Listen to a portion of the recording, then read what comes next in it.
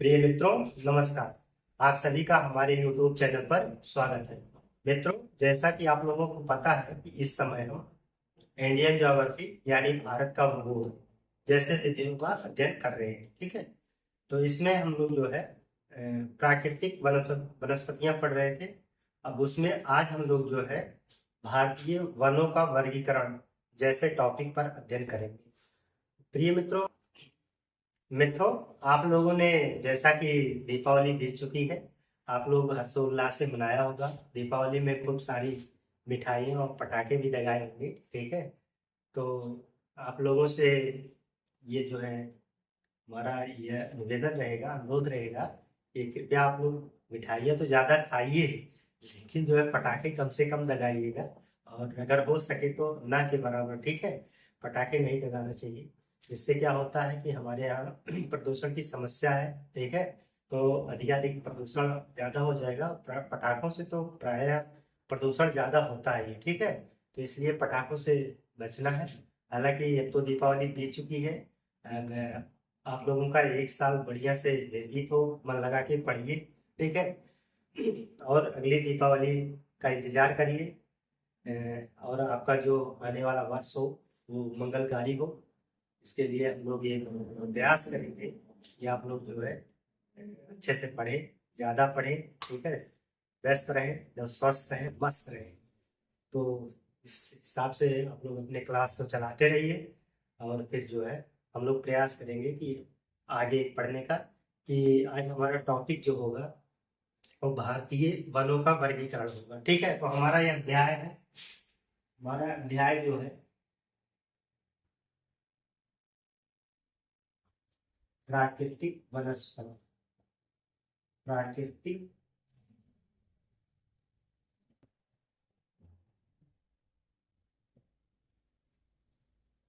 प्राकृतिक वनस्पतियां जैसे हम अध्याय का अध्ययन कर रहे थे। और हमारा आज का टॉपिक था,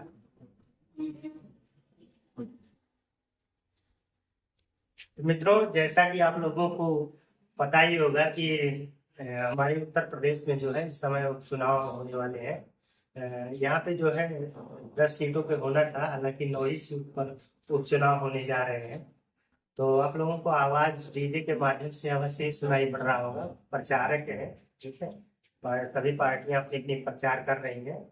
तो इस वजह से आप लोगों को आवाजें सुनाई पड़ रही हैं। ठीक है, तो ये उपचुनाव है और हमारा ये क्षेत्र जो है कटेहरी विधानसभा के अंतर्गत आता है। ये भी उपचुनाव वाले क्षेत्र में है। ठीक है, तो डीजे की आवाजें आप लोग सुन रहे होंगे, इग्नोर कर दीजिएगा उसको। ठीक है, आइए हम लोग टॉपिक की बात करते हैं।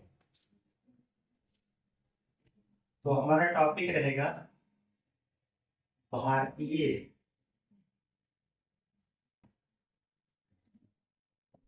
वनों का वर्गीकरण।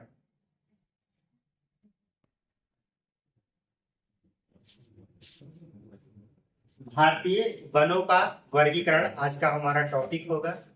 तो यहाँ पर जो है भारतीय वनों के वर्गीकरण में हम लोग देखिए, कोई यहाँ पे कई आधार माना गया है। कई आधारों पर भारतीय वनों का वर्गीकरण किया गया है। ठीक है, तो इसमें से हम अभी आप लोगों को 6 आधारों पर भारतीय वनों का वर्गीकरण देखेंगे, जिसमें सबसे पहले हम लोग प्रशासन के आधार पर वनों का वर्गीकरण। ठीक है, तो इसके अंतर्गत हम सबसे पहले जो है प्रशासन के आधार पर वनों का वर्गीकरण, हमारी रीडिंग होगी। इसको हम ये मान लेते हैं, प्रशासन के आधार पर वनों का वर्गीकरण।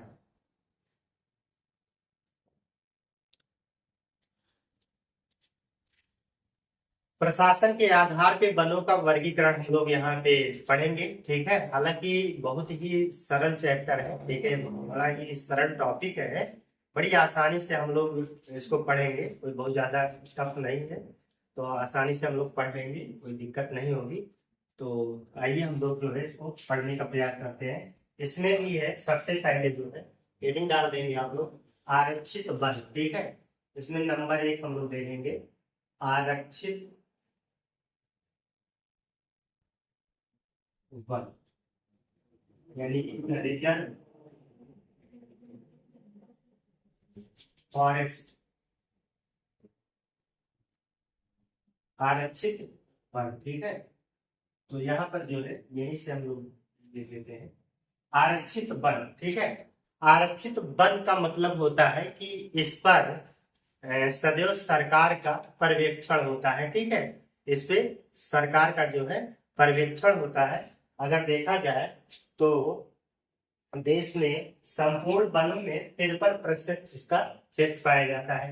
इसमें क्या होता है, इसमें आप जो है इस क्षेत्र में जो आरक्षित वर्ग होता है, इस क्षेत्र में आप जो है मवेशी नहीं चरा सकते हैं। ठीक है, मवेशियों को चराने पर प्रतिबंध होता है और लकड़ियां काटने के लिए मनाही होती है। बात को समझ लीजिए, इसमें केवल हमको 3 ही पॉइंट समझना है। पहला पॉइंट हमारा ये हो जाएगा कि इसमें पशुओं को चराना एवं लकड़ियां काटना प्रतिबंधित होता है। और दूसरी बात, इस पर पूर्णतः जो है सरकार का पर्यवेक्षण होता है और ये पूरे भारत में जो है 53% क्षेत्रफल पर पाया जाता है। ठीक है, तो बस 2-3 पॉइंट इसके अंतर्गत हम लोग जो महत्वपूर्ण पॉइंट है उसको नोट कर लेंगे। ठीक है, तो आइए हम लोग जो है जल्दी से इसको नोट कर लेते हैं। तो इसमें हमारा पहला पॉइंट लिख लीजिएगा,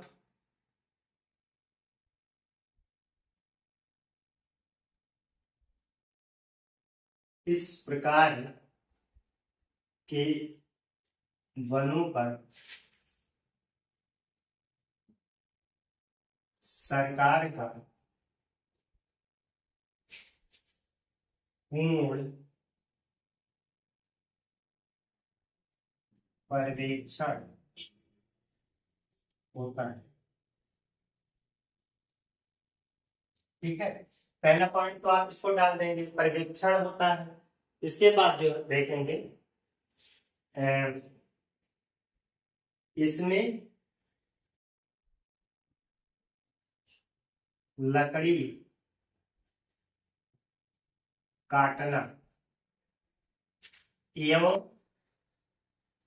मवेशी चराना प्रतिबंधित रहता है, प्रतिबंधित रहता है।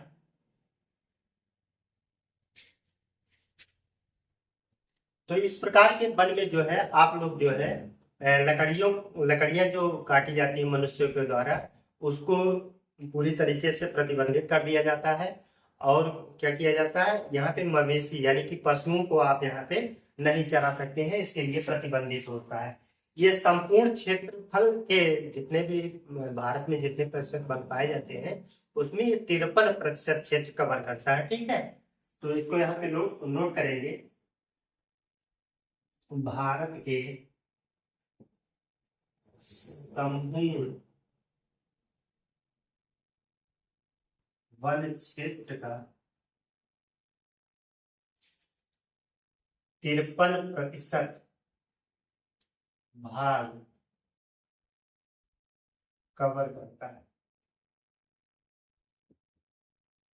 कवर करता है। मतलब कहने का मतलब ये हुआ कि 53% भाग इसके अंतर्गत आते हैं। तो 3 ही पॉइंट है महत्वपूर्ण, आपसे पूछा जाता है। सवाल किस तरीके से पूछे जाएंगे, सवाल ऐसा पूछा जा सकता है कि निम्नलिखित में से किस क्षेत्र पर मवेशी चराना पूर्णतः प्रतिबंधित होता है। तो हमारा आंसर ये होगा कि आरक्षित क्षेत्र पर। ठीक है, सेकंड वाला हमारा हो जाएगा संरक्षित वन, संरक्षित वन, प्रोटेक्टेड फॉरेस्ट।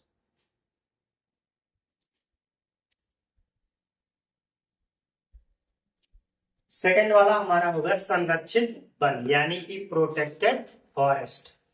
संरक्षित वन में क्या होता है, यहाँ पर जो है इसमें जो है आप इस प्रकार के क्षेत्र में लकड़ियां जो है आप लोग काट सकते हैं। ठीक है, मवेशियों को भी चरा सकते हैं, लेकिन इसमें शर्त होती है कि किसी वनों को किसी प्रकार की नुकसान ना पहुंचे। ठीक है, वनों को कोई नुकसान ना पहुंचे, इस आधार पे आप लोग यहाँ पे कर सकते हैं। ठीक है, हालांकि ये भी सरकार के नियंत्रण में ही होता है।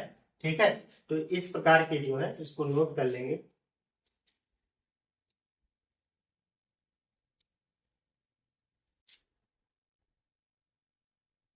यह भी सरकार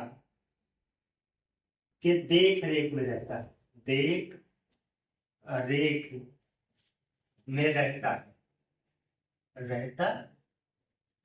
पहला पॉइंट हो जाएगा। दूसरा पॉइंट हमारा हो जाएगा लकड़ी काटना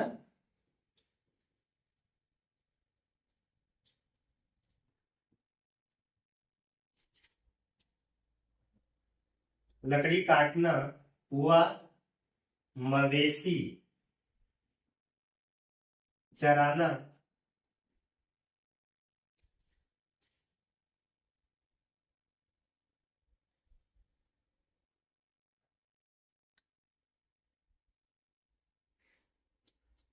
या मवेशी चराने पर सशर्त, ऐसा लिख लीजिए, सशर्त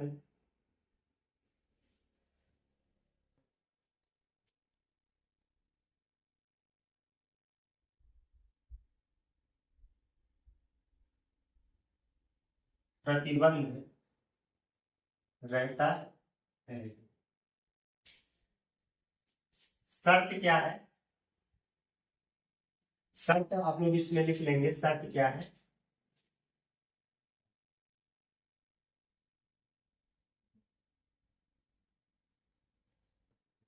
वनों को नुकसान न पहुंचे। ठीक है, इसमें इस चीज को आप लोग नोट कर लेंगे कि इसमें तो आप पशुओं को चरा सकते हैं, लकड़ियां भी काट सकते हैं। शर्त तो होती है कि वनों को जो है इसमें नुकसान नहीं पहुंचना चाहिए। ठीक है, ये शर्त होती है। ये कितने प्रतिशत क्षेत्र पर पाया जाता है? तो ये संपूर्ण वनों के क्षेत्र के 29% क्षेत्र पर पाया जाता है। ठीक है, तो इसको भी नोट कर लीजिए। यह वनों के 29% क्षेत्रफल पर पाया जाता। तो आप लोगों ने देखा कि हम लोग जो है नंबर 1, नंबर 2, ठीक है, और नंबर तीसरा हम लोग जो लिख देते हैं यहाँ पे अवर्गीकृत वन। ठीक है, यहाँ पे तीसरा हम लोग डालेंगे अवर्गीकृत वन। इसकी अंग्रेजी होगी अनक्लासिफाइड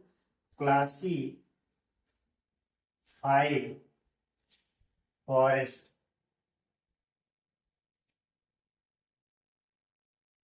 अवर्गीकृत वन।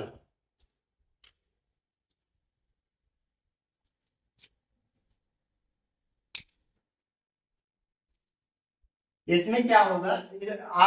अवर्गीकृत वनों में क्या होगा? इसमें जो है मवेशी चराने और लकड़ी काटने पर कोई प्रतिबंध नहीं होगा। ठीक है, इसमें जो है लकड़ी काटने या पशुओं को चराने पर कोई प्रतिबंध नहीं होगा। और ये कितना प्रतिशत कवर करेगा? तो आप इसको कह लीजिएगा 18%। कितना शेष बच रहा है उतना ही कवर करेगा। ठीक है, तो देखेंगे जो है इसमें आपको 18% शेष बचेगा, तो उतना ही कवर करेगा। तो इसको आप लोग जोड़ देंगे। 9 3 12 के 2 और 5 2 7 1 8। ठीक है, 82 82 में 18 कम पड़ा। ठीक है, तो उसमें जोड़ देंगे तो पूरा हो जाएगा 100%। ठीक, तो इसमें लकड़ी काटने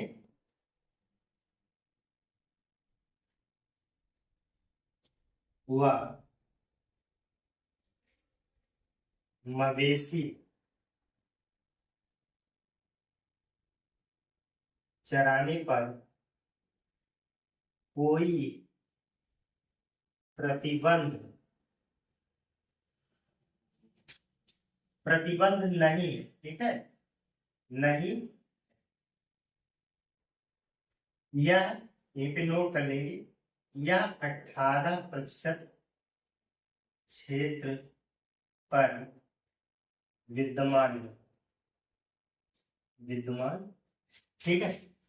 तो इस पॉइंट को यहीं पे नोट कर लेंगे कि ये 18% क्षेत्रफल पर विद्यमान है। तो आप समझ गए होंगे कि प्रशासन के आधार पर अगर हम देखें वनों का वर्गीकरण, तो उसके 3 क्लासिफाइड किए हम लोगों ने। एक तो आरक्षित वन यानी कि रिजर्व फॉरेस्ट कर दिए, इसमें आपको मात्र 3 पॉइंट याद रखना है, ठीक है। पूर्ण रूप से सरकार के नियंत्रण में होता है। लकड़ी काटना और मवेशी चराना जो है ये प्रतिबंधित रहेगा। 53% क्षेत्रफल जो है संपूर्ण वनों का 53% क्षेत्र कवर करेगा। इसके बाद संरक्षित वन प्रोटेक्टेड फॉरेस्ट है, ये भी सरकार की ही देखरेख में होता है। मवेशी चराया जा सकता है, लकड़ियां भी काटी जा सकती हैं, लेकिन वो शर्तें होती है। शर्तें क्या है कि आप जो है वनों को किसी प्रकार से नुकसान नहीं पहुंचाएंगे, ठीक है। और फिर जो है ये जो है वनों का 29% क्षेत्रफल कवर करेगा। फिर अवर्गीकृत वन अनक्लासिफाइड, इसमें है आप लकड़ी काटने मवेशी चराने पर कोई प्रतिबंध नहीं होता है, ठीक है, कोई भी प्रतिबंध नहीं होता है। आप जो है इसमें खुलेआम जो है चरा सकते हैं, मवेशियों को लकड़ियां भी काट सकते हैं, ठीक है। तो इस प्रकार के वनों का क्षेत्रफल 18% विद्यमान है, ठीक है। आइए हम देखते हैं हमारे संविधान के आधार पर वनों का वर्गीकरण, ठीक है।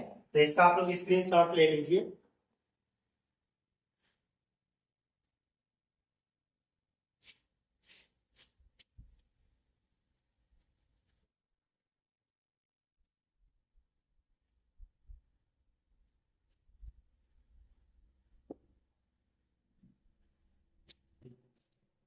यहाँ पे हम लोग देखेंगे बी जो हमारा होगा भारतीय संविधान में वनों का वर्गीकरण।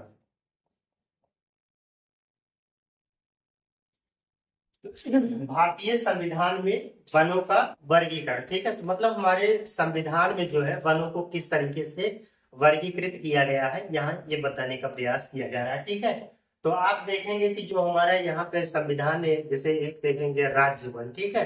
राज्य वन होता है जो केंद्र सरकार या राज्य सरकार के अधीन होता है। तो आप देखेंगे इसमें पूरा 94% पूरे संपूर्ण वन क्षेत्र का आ जाएगा, ठीक है। अब इसके बाद जो है आप देखेंगे कि कुछ वाणिज्यिक वन होते हैं, ठीक। वाणिज्यिक वन में आपका आ जाएगा 5% क्षेत्र। इसके बाद आप देखेंगे निजी वन आ जाएगा, निजी वन में से 1% क्षेत्र आ जाएगा, ठीक है। तो आइए हम इसको जल्दी से नोट कर लेते हैं, ठीक है। तो सबसे पहले आप राज्य वन लिखेंगे, नंबर 1 इसमें देखेंगे राज्य वन यानी कि स्टेट फॉरेस्ट। राज्य वन, तो राज्य वन में क्या लिखेंगे, यहाँ पे आप लोग देखेंगे यह जो है यह राज्य या केंद्र के, या पूरा लिख लीजिए, राज्य या केंद्र सरकार के पूर्ण नियंत्रण में होता है, नियंत्रण में होता है, ठीक है। यह संपूर्ण वन क्षेत्रफल के 94%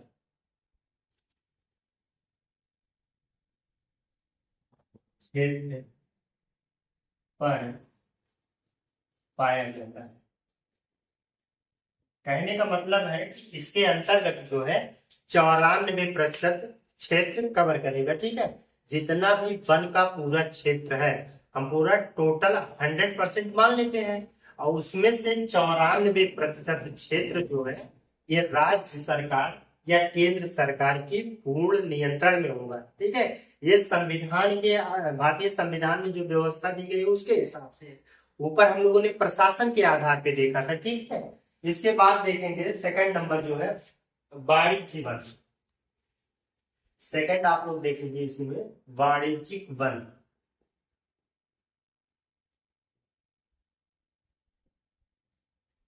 ठीक है,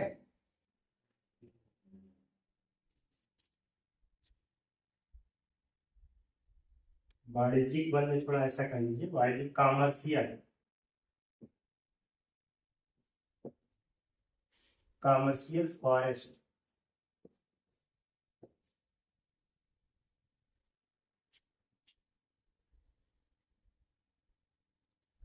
इसमें क्या होगा, वाणिज्यिक वनों में क्या होता है कि यहाँ पर जो स्वामित्व या नियंत्रण जो होता है वो स्थानीय सरकार का होता है। ठीक है, स्वामित्व और नियंत्रण जो है स्थानीय स्वशासन का होता है। जैसे स्थानीय सरकार, नगर पालिका देखेंगे, ग्राम पंचायत देखेंगे, शहरी क्षेत्र देखेंगे, तो इन सबका इस पे अधिकार होता है। ठीक है, तो ऐसे क्षेत्रों के अंतर्गत मात्र 5% वन क्षेत्र शामिल किए जाते हैं। इसको नोट कर लीजिए।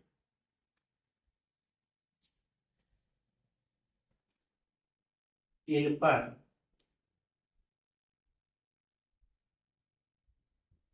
इस प्रकार के वनों पर स्वामित्व एवं प्रशासन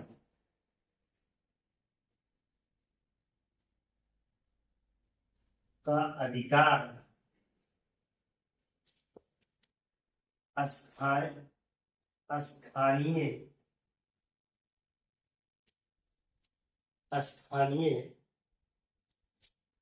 निकायों का होता है। ऐसा नोट करिए, स्थानीय निकायों का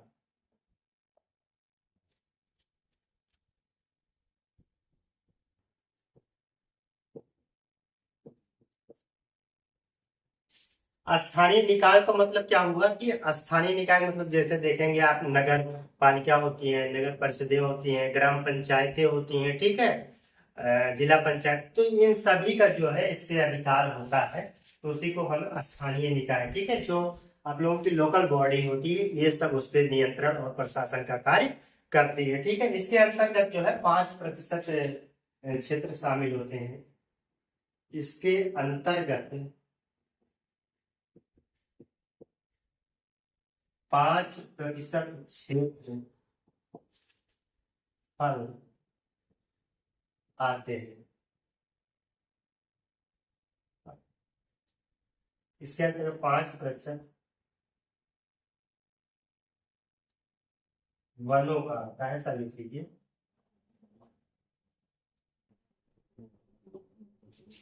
तो इसके अंतर्गत जो है 5% ही, तो 94 इधर हो गए, 94 + 5, ठीक है, पूरा 99 हो गए। 1% जो है आप देखेंगे कि निजी बनाएगा, ठीक है, प्राइवेट। तो यहाँ पर 1% आप लोग लिखिए, तीसरा नंबर यहाँ पे लिखेंगे निजी वन, प्राइवेट फॉरेस्ट। ठीक है, तो इसका स्वामित्व देखेंगे निजी हाथों में होता है। इसका स्वामित्व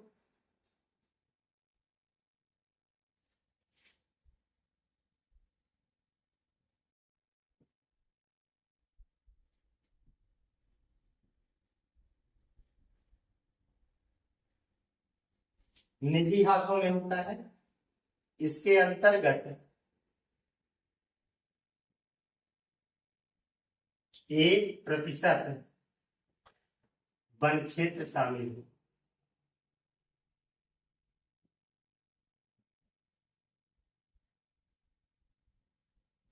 तो आप देखेंगे कि इसके अंतर्गत जो है मात्र 1%, ये हमारा 100% कवर हो गया।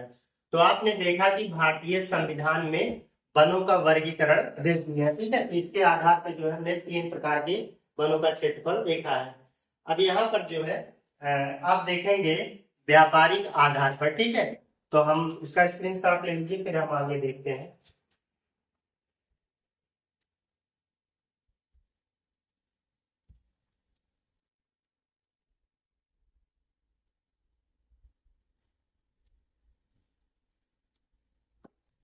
तो आइए हम तीसरा वाला देखते हैं। हमारा जो सी टाइप होगा, व्यापारिक आधार पे वनों का वर्गीकरण, ठीक है। तो यहाँ पे हम लोग नोट करेंगे व्यापारिक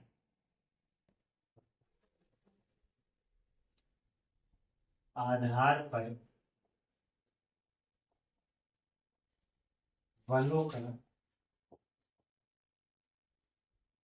वर्गीकरण, ठीक। तो यहाँ पर भी हम लोग जो है, एक तो होता है विपणन और एक होता है अविपणन, ठीक है। इसके आधार पे हम लोग देखेंगे विपणन। पहला हम लोग लिखेंगे विपणन।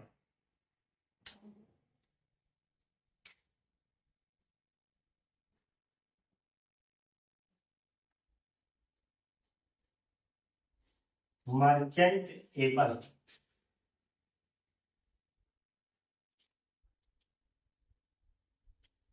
मर्चेंट एबल का मतलब होता है कि ऐसे वन क्षेत्र जो अभिगम में है, ठीक है। अभिगम का मतलब होता है कि ऐसे वन क्षेत्र होते हैं जिसमें आवागमन किया जा सकता है, ठीक है। आवागमन रहता है, तो ऐसे क्षेत्रों को जो है विपणन है, ठीक है। विपणन कहा था मर्चेंटेबल, ठीक है। मर्चेंटेबल का मतलब होता है कि जिनको जो है मार्केटिंग किया जा सकता है, ठीक है, बाजार में बेचा जा सकता है। तो इस प्रकार के वन क्षेत्र होते हैं व्यापारी पौधों पर।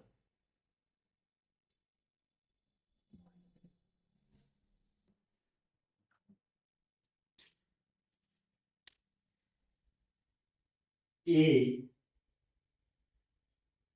अभिगम वन क्षेत्र,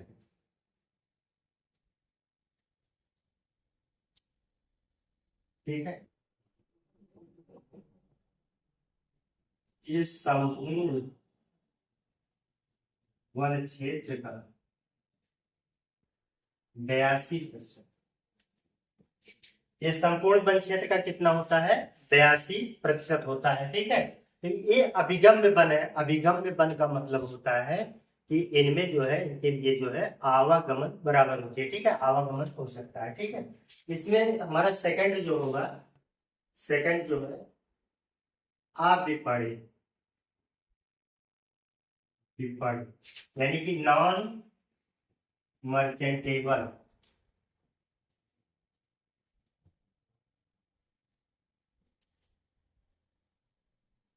नॉन मर्चेंटेबल,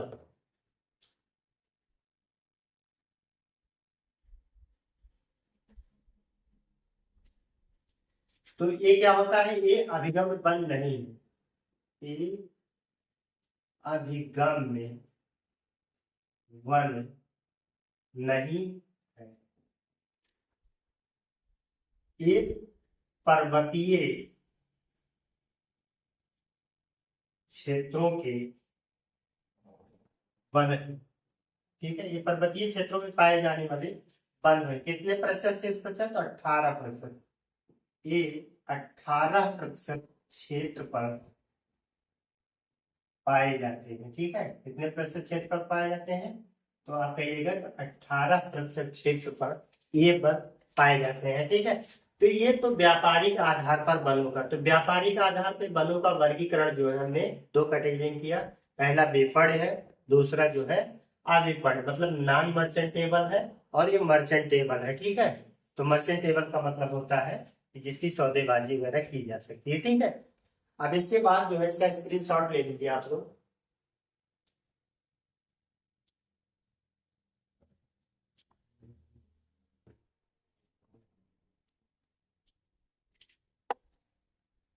हमारा डी वाला है यहाँ पे गठन या बनावट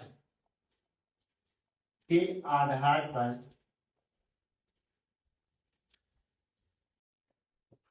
वनों का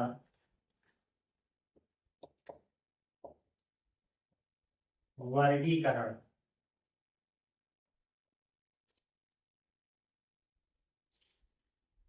ठीक है।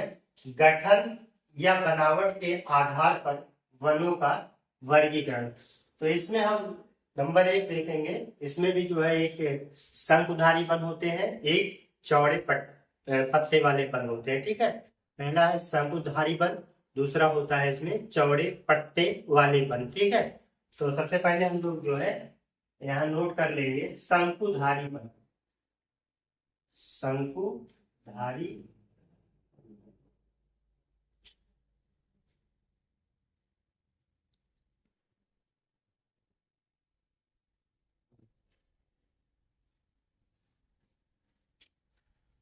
इसको जो है कॉनिफर फॉरेस्ट बोलते हैं।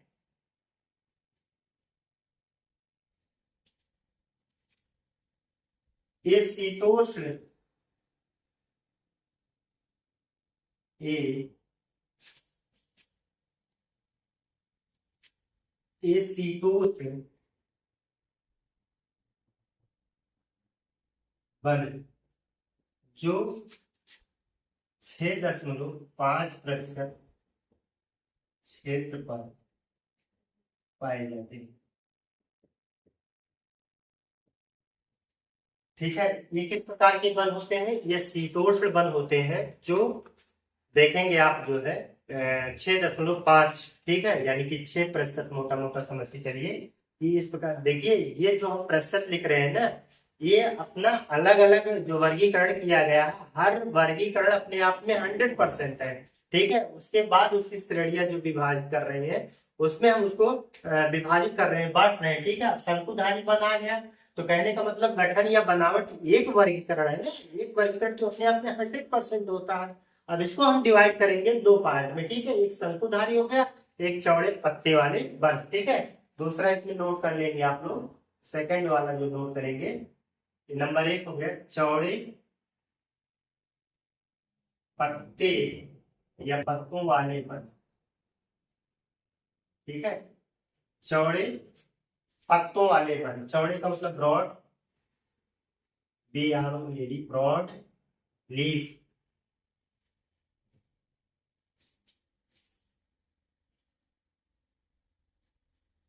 Broad leaf forest. ठीक है,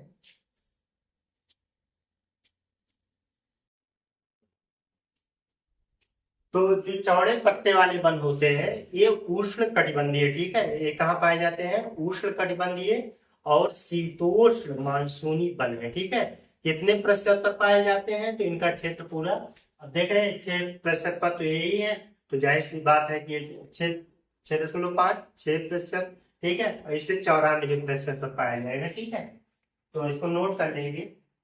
ये उष्ण कटिबंधीय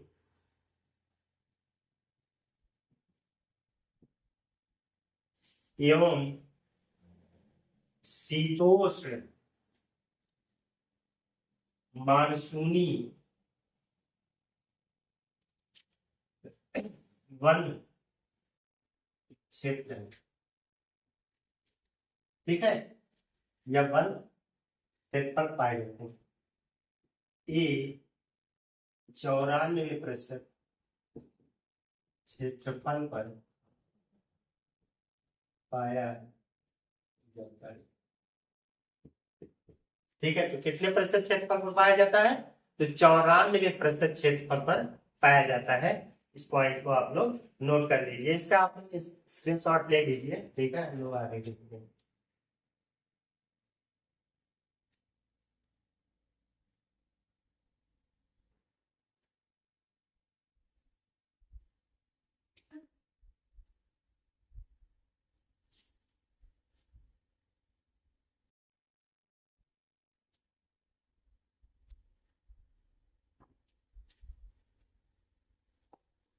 ई, ठीक है, हमारा अगला शब्द है ई। उपयोगिता के आधार पर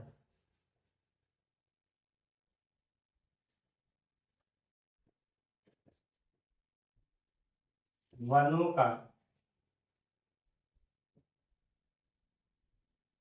वर्गीकरण। उपयोगिता के आधार पर वनों का वर्गीकरण है। तो एक होता है उपयोगी वन, ठीक है, पहला से हम लोग नोट करेंगे उपयोगी वन।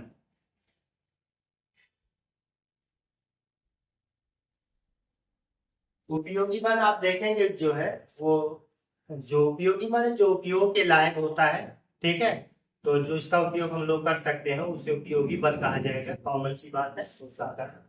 ये 58% क्षेत्रफल पर पाया है, 58% क्षेत्र पर पाया जाता है, ठीक है, पूरा 58%। इसमें सेकंड वाला हम लोग लिखेंगे संभाव्य वन।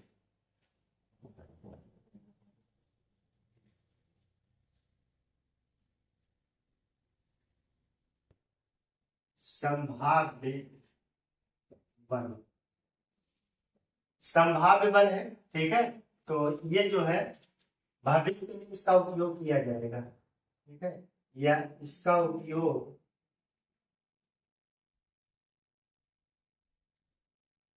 भविष्य में किया जाएगा, भविष्य में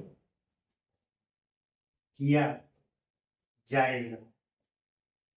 इसका प्रतिशत कितना है, ये 22% क्षेत्रफल क्षेत्र पर है, ठीक है। थोड़ा साइड कट में आप लोग इसको नोट करेंगे तो इसका मतलब ये है कि संपूर्ण वन क्षेत्र के 22% क्षेत्र पर ये पाया जाता है, ठीक है, तो 22% हमने लिख दिया यहाँ पर। तीसरा यहाँ पे अन्य वन, अन्य वन, अन्य वन में देखेंगे कि इसका इसका क्षेत्रफल या इसका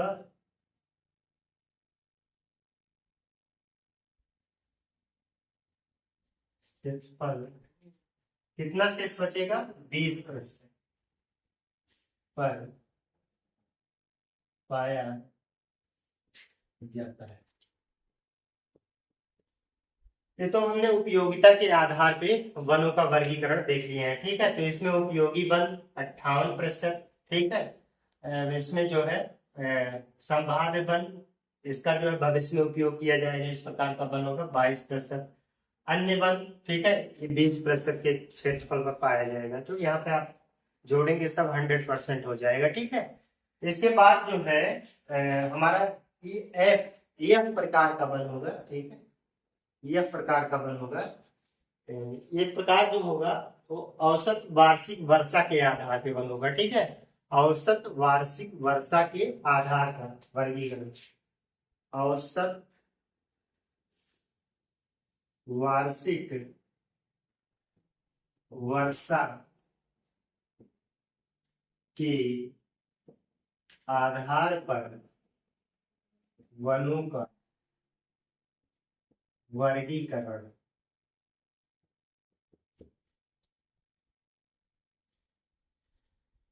तो इसमें हम जो है 4 टाइप के वन देखेंगे। पहला देखेंगे सदाबहार, पहला हम इसमें नोट करेंगे सदाबहार। नंबर 1 इसमें हम लोग लिखेंगे सदाबहार, सदाबहार वन, ठीक है।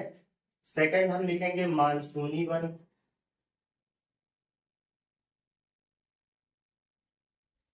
थर्ड वाला हम लोग लिखेंगे शुष्क वन,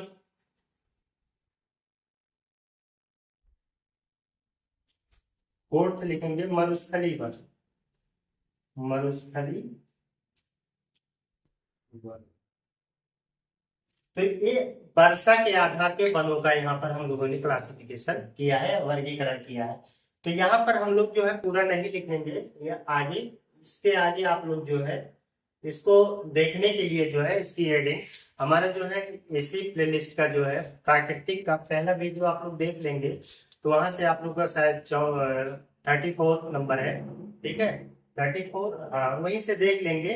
तो इसका आप लोग पूरी तरीके से सदाबहार वन, मानसूनी वन, शुष्क, मरुस्थली, कटीली, ये सारे वन हम लोगों ने उधर देख लिया है। वर्षा के आधार पर ही वनों का जो वर्गीकरण किया गया था, सारी चीजों को लाके आप लोग यहाँ पर थोड़ा थोड़ा एडजस्ट करके लिख सकते हैं। जैसे आप उसमें देखेंगे कि 200 से 250 से 250 सेंटीमीटर जहाँ बारिश हो रही, जैसे आप देखेंगे केरल वाले तट पर, ठीक है, तो इस प्रकार के वन पाए जाते हैं। आप देखेंगे कि 100 सेंटीमीटर से 70 सेंटीमीटर तक की बारिश हो रही है, तो आप देखेंगे कि वहां पर जो है शुष्क टाइप पतझड़ वन पाए जाते थे। ठीक है, जहां पर जो है 70 सेंटीमीटर से कम बारिश हो रही थी, वहां पर जो है आप लोग मरुस्थलीय कटीली वन देखे थे, जैसे राजस्थान वाले क्षेत्र में। तो वहां पे हम लोगों ने बढ़िया से पढ़ा है। इसका पहला प्राकृतिक वनस्पति का पहला वीडियो देख लेंगे तो वहां से सारी बातें क्लियर हो जाएगी। तो आज हम लोगों ने भारतीय वनों का वर्गीकरण बहुत विस्तार से पढ़ा है। ठीक है, हम लोग जो है यहीं पे ध्यान देंगे। इसके बाद हम लोग मिलते हैं एक नए बेहतर क्लास के साथ। तब तक के लिए धन्यवाद।